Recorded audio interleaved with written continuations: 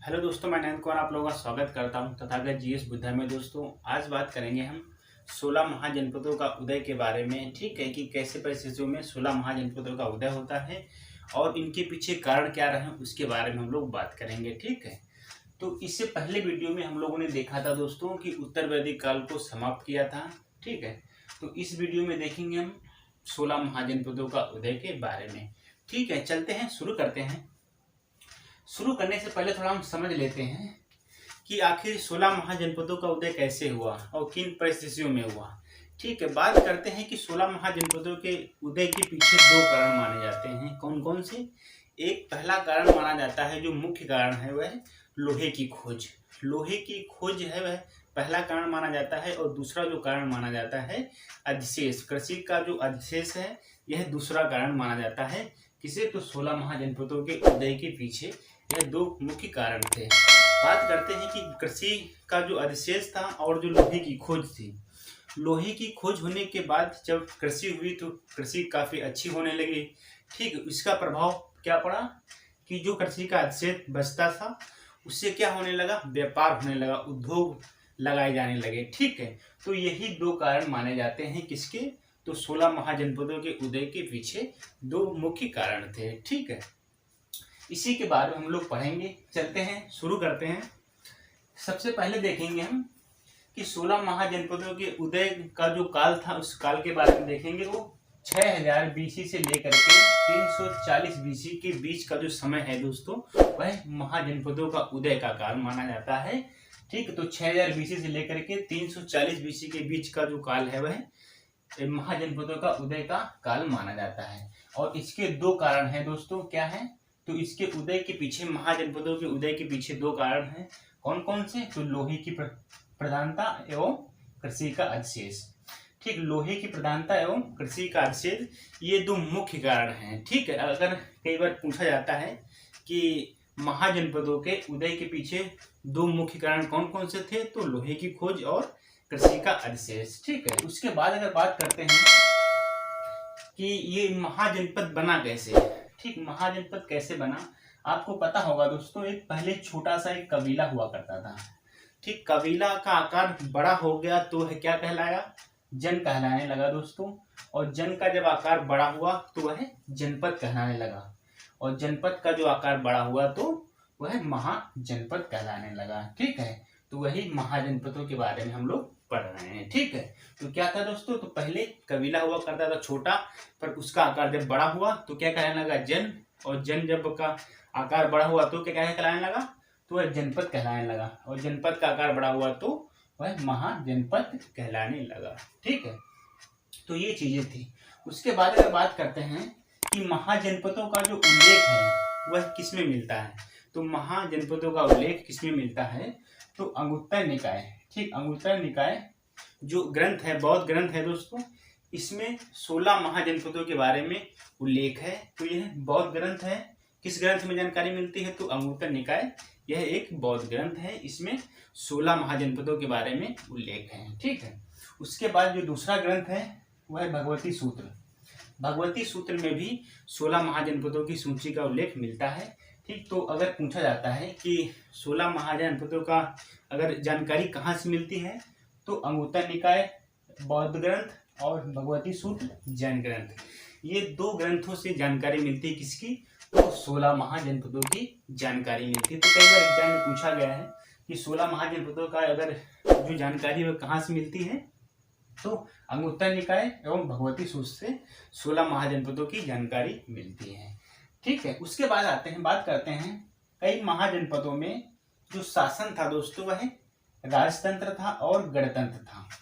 ठीक है, जो 16 महाजनपद हैं दोस्तों, इन महाजनपदों में कई जनपदों में क्या होता था? राजतंत्र का शासन चलता था, अर्थात राजा के द्वारा शासन किया जाता था।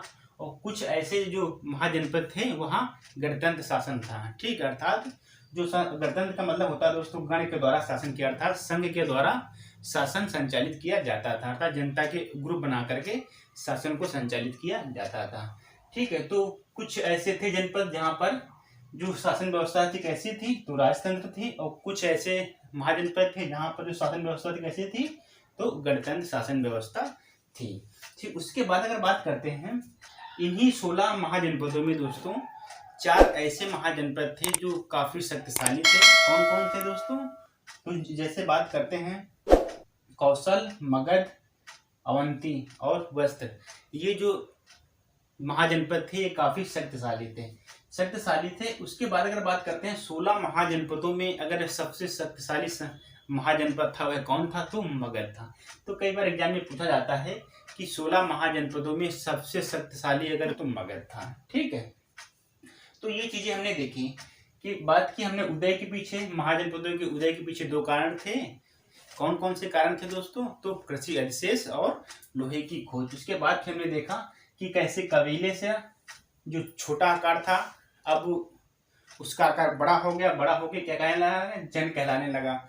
और जन का आकार बड़ा हुआ तो क्या कहलाने लगा?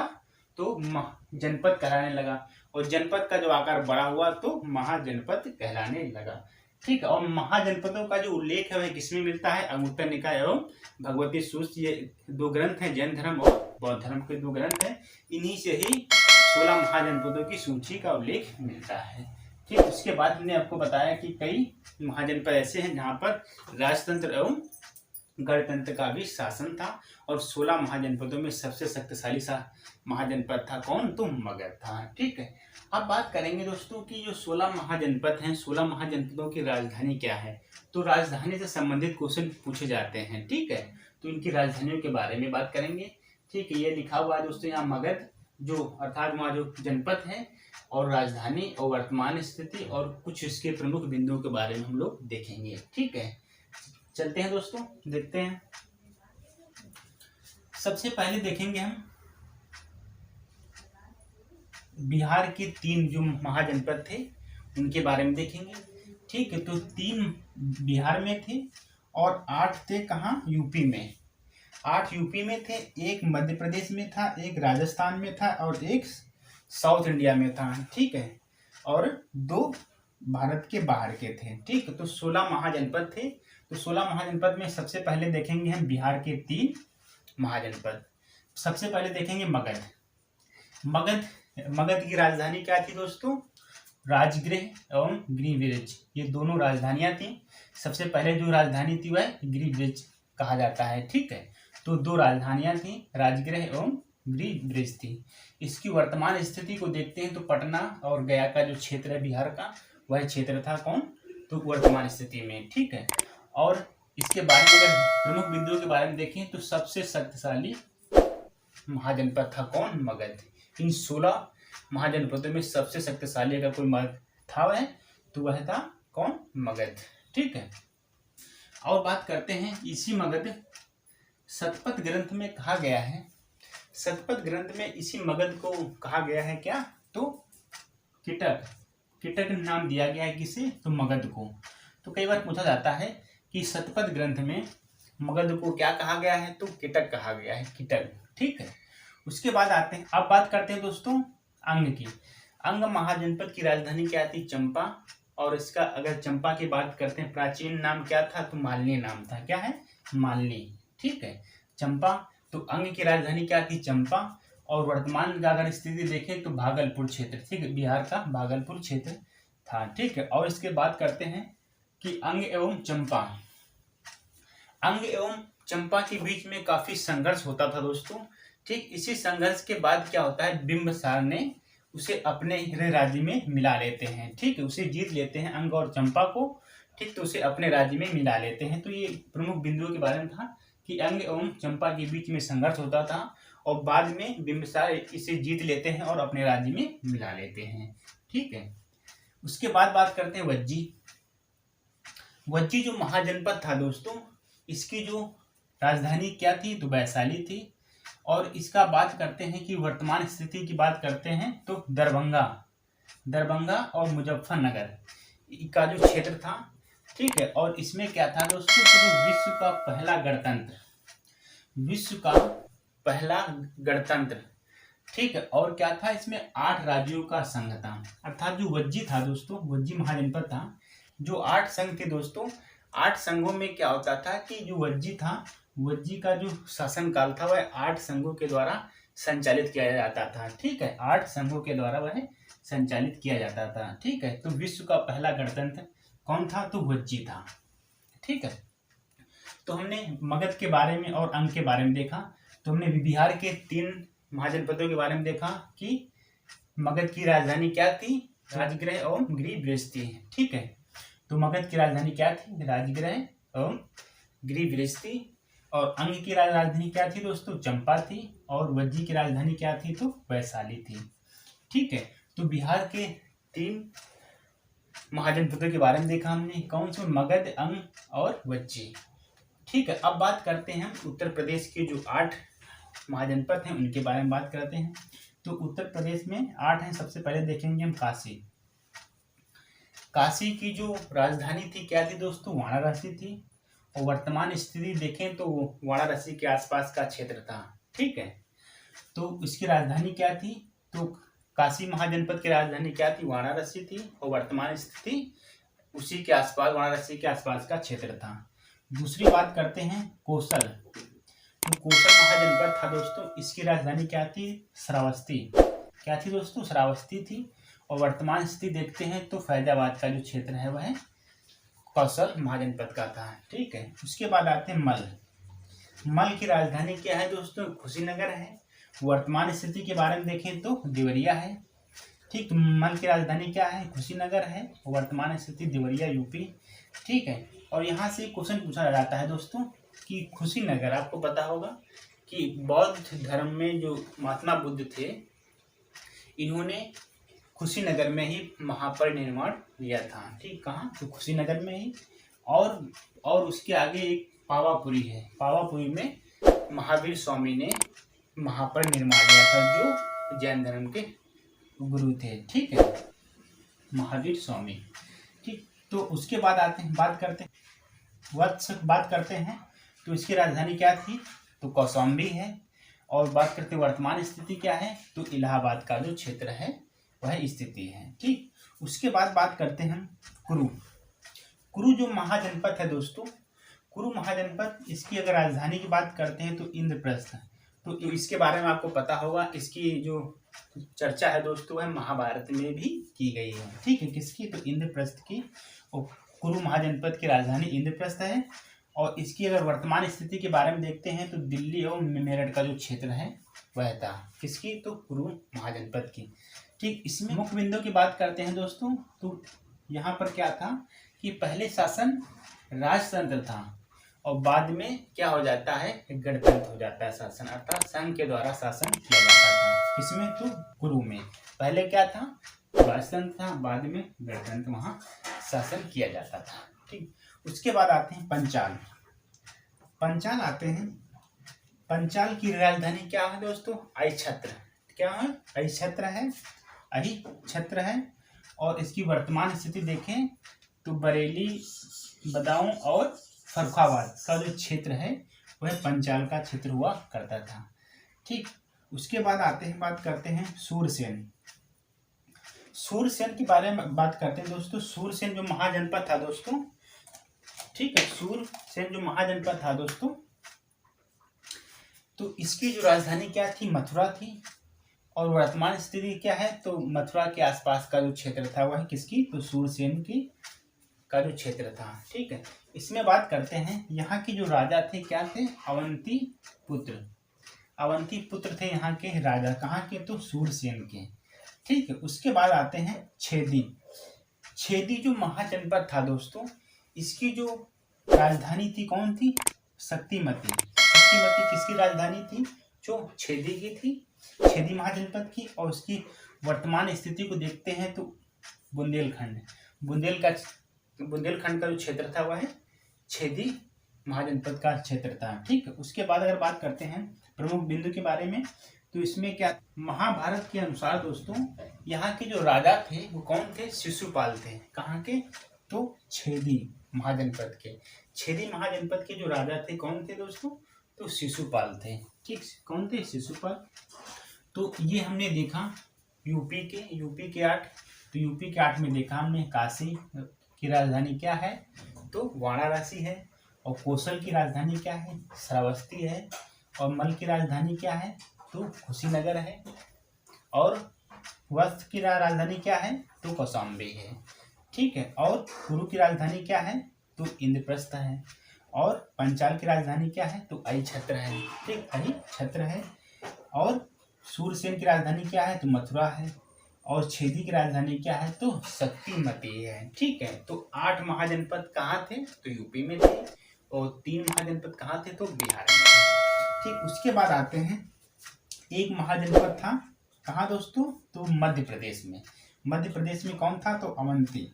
अवंती था। इसकी राजधानी क्या थी दोस्तों? तो उज्जैन। अवंती महाजनपद की राजधानी क्या थी? उज्जैन थी।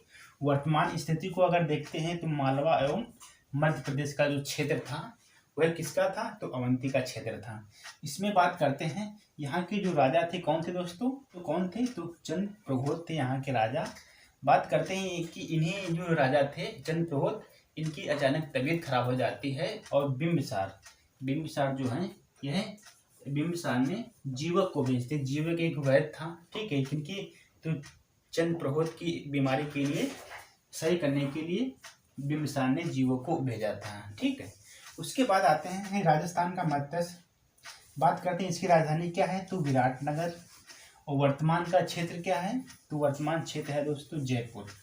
जयपुर का जो क्षेत्र है। ठीक है, उसके बाद आते हैं, अब बात करते हैं साउथ इंडिया में। ये एक ऐसा महाजनपद था दोस्तों जो दक्षिण भारत में स्थित था।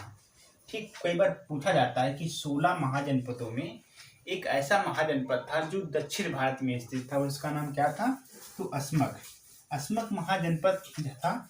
इसकी राजधानी क्या थी दोस्तों? तो पोतन। ठीक, और बात करते हैं दूसरी जो राजधानी थी कौन थी? तो पैठन। पोतन इसकी राजधानी थी और दूसरी राजधानी क्या थी? तो पैठन।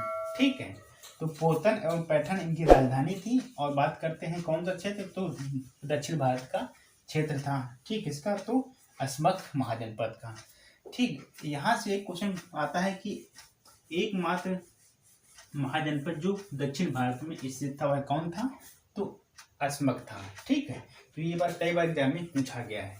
उसके बाद बात करते हैं, तो हमने दोस्तों 3 देखे। एक देखा कौन? मध्य प्रदेश में कौन था? अवंती। इसकी राजधानी क्या है? तो उज्जैन है। दूसरा देखा राजस्थान में। राजस्थान का राजधानी क्या है? तो विराटनगर। ठीक है, और एक देखा हमने दक्षिण भारत में, तो अस्मक। इसकी राजधानी क्या है? तो पोतन एवं पैठन। ठीक, पैठन इसकी राजधानी है। ठीक, अब बात करते हैं दोस्तों कि 2 ऐसे महाजनपद थे जो भारत के बाहर थे। ठीक है, तो भारत के बाहर 2 महाजनपद थे, इनके बारे में बात करते हैं। तो भारत के बाहर कहाँ दोस्तों? तो बात करते हैं कि वर्तमान स्थिति बात करते हैं, तो एक पाकिस्तान, ठीक, और दूसरा अफगानिस्तान।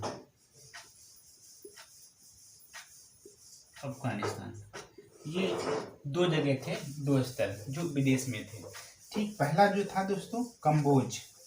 कंबोज जो महाजनपद था ये कहाँ था दोस्तों? वर्तमान स्थिति की बात करते हैं तो अफगानिस्तान में है। ठीक है, कंबोज जो महाजनपद था, इसकी राजधानी क्या थी? हटक एवं राजपुरा। तो कंबोज की राजधानी क्या थी? हटक एवं राजपुरा। वर्तमान स्थिति क्या थी? तो अफगानिस्तान। अफगानिस्तान में कहाँ? तो राजौरी। ठीक, राजौरी एवं हजारा जिले में का जो क्षेत्र था वह था किसका? तो कंबोज का। ठीक, बात करते हैं गंधार। तो गंधार से आप सभी लोग परिचित होंगे। ठीक है, तो गंधार इसकी राजधानी क्या थी? तो तक्षशिला। ठीक है, और बात करते हैं स्थिति वर्तमान, तो पाकिस्तान में। और बात करते हैं इसका जो क्षेत्र कौन सा था? तो पेशावर एवं कश्मीर के आसपास का जो क्षेत्र था तो वह गंधार का महाजनपद का क्षेत्र था। ठीक है, तो हमने देखा दोस्तों कि 16 महाजनपदों के बारे में पढ़ा। तो 3 महाजनपद कहाँ से पढ़े हमने? बिहार से पढ़े। और 8 महाजनपद कहाँ से पढ़े हमने? यूपी से पढ़े। और 1 महाजनपद कहाँ से पढ़ा दोस्तों? तो मध्य प्रदेश से पढ़ा। और फिर उसके बाद राजस्थान से पढ़ा 1 महाजनपद, और 1 दक्षिण भारत से पढ़ा। ठीक, और 2 महाजनपद पढ़े हम जो भारत के बाहर थे। ठीक है, तो ये 16 महाजनपदों के बारे में हम लोगों ने देखा। ठीक है, और याद करने के लिए तो 3 याद करना है कहाँ? तो बिहार में, और 8 यूपी में। ठीक है, और 1 मध्य प्रदेश, 1 राजस्थान, और 1 दक्षिण भारत, और 2 जो थे वह भारत के बाहर थे। ठीक, अफगानिस्तान एवं पाकिस्तान में 2 महाजनपद थे। ठीक है। तो 16 महाजनपदों के बारे में हम लोगों ने देखा, ठीक है। और इनकी जो प्रमुख ग्रंथ है कि इसकी जानकारी कहाँ से मिलती है, तो अंगुत्तर निकाय और भगवती सूत्र से, ये भी हम लोगों ने देखा। ठीक है दोस्तों, तो 16 महाजनपदों के बारे में हम लोगों ने पढ़ा। ठीक, इसके अगले वीडियो में हम लोग पढ़ेंगे दोस्तों जैन धर्म एवं बौद्ध धर्म के बारे में। ठीक, तो अगला वीडियो बौद्ध धर्म के बारे में हम लोग पढ़ेंगे। ठीक, तो दोस्तों